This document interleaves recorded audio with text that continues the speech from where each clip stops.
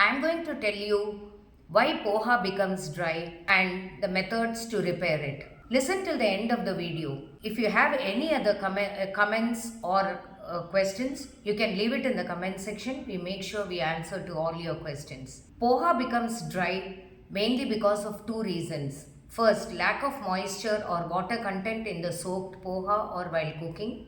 Second, raising the heat while the preparation of the poha. Now, methods to repair it. Number one, soaking. Take care while soaking the poha. Wash the poha thoroughly under running water and then squeeze it thoroughly and then soak the poha for at least 15 to 20 minutes by keeping it closed in a container before you start the preparation of poha, so that the poha gets enough water content and also is dry enough before you start preparing the poha.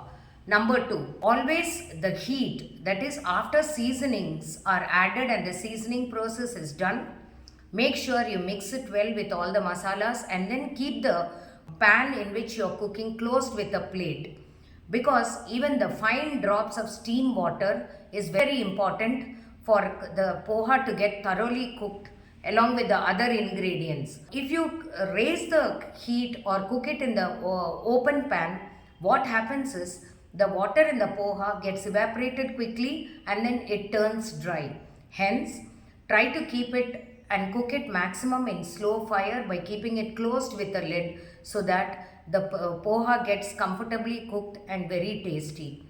One golden tip.